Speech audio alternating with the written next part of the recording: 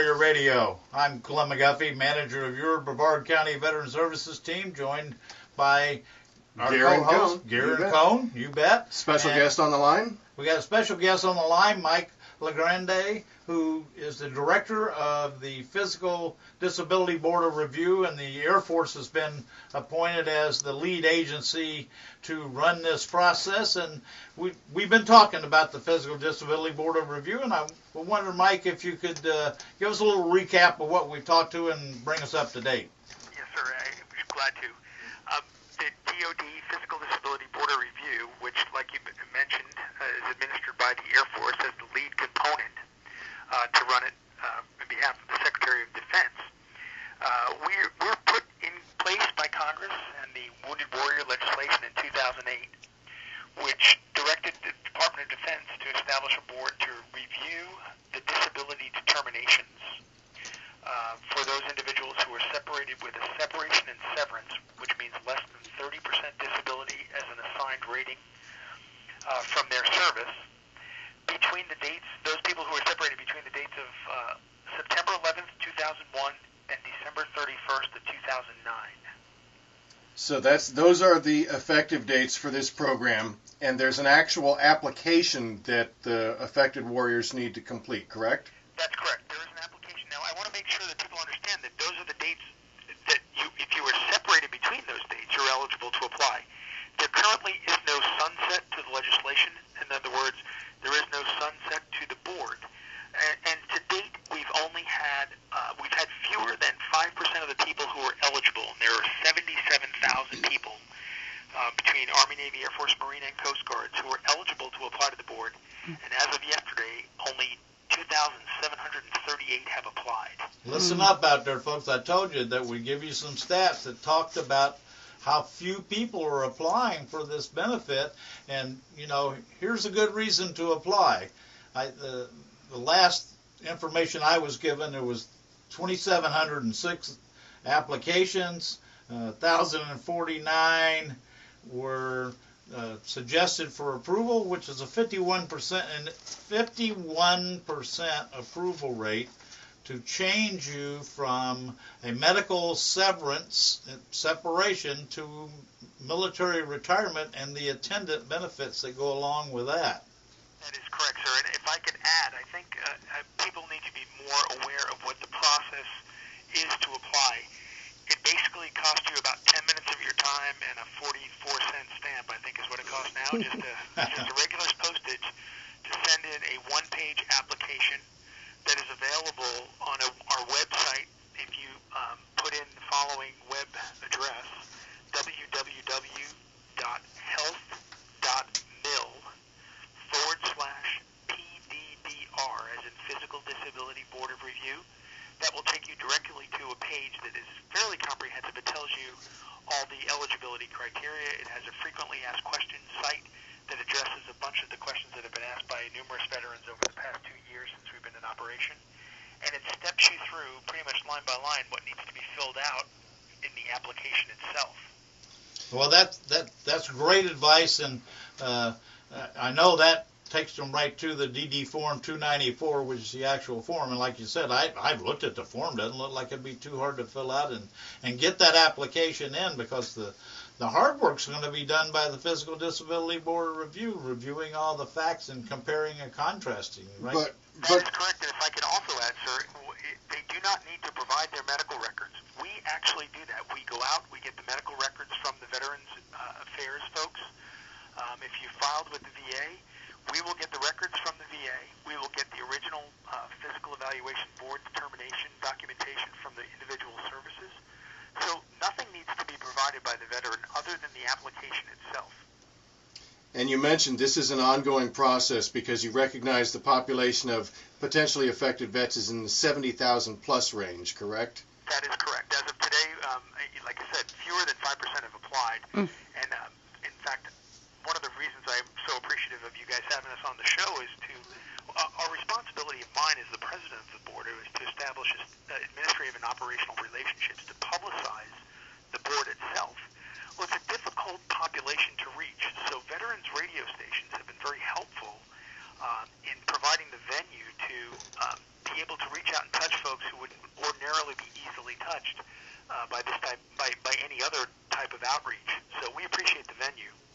And, of course, everybody that listens to American Warrior knows that you can go on avetproject.org, click on the Facebook icon. Even if you're not a member, you're going to be directed to the American Warrior Radio Facebook page and AVET Project's Facebook page. YouTube. All this information, websites, all this vital stuff is going to be there. And, of course, you can always check out this program again, rebroadcast through WMEL's website, 1300WMEL.com. YouTube. Click on archives, and it'll take you right there. So we're going to do everything we can to keep bringing this information out there. You mentioned the eligibility. You mentioned the numbers of potential affected folks, warriors out there. Let's talk about that approval rate again. So when you do the actual de novo review, that means you're from start to finish, you're examining everything that's on the plate, right? Okay, that needs to be clarified there, and this is one of the most misunderstood pieces. What we are able to review is anything that was reviewed within the disability evaluation system, from their medical evaluation board through the informal and formal physical evaluation boards, plus any other documentation that could be provided from a civilian provider for those guardsmen and reservists who are out there who have documentation outside the military medical channels. But it's an important distinction to know that the things that we can look at are anything within the disability evaluation system. So it doesn't mean we look at everything in their medical records. We look at the things that were entertained within their MEB, PEB process, medical evaluation board, physical evaluation board process. If there is an applicant who is contending that there was another condition that should have been added to their medical evaluation board, the their first stop for an appeal is actually to the Board for Correctional Military Records to have something else added to the MEB. That's an administrative step that's a little bit of a burden if they're contending something outside the disability evaluation system should have been rated. However, anything within the military disability evaluation system, from the MEB through the PEB, Physical Evaluation Board, we can review every single condition, whether it was rated by the service or not, and we can add unfitting conditions. In other words, determine a particular condition was unfitting and rate it accordingly.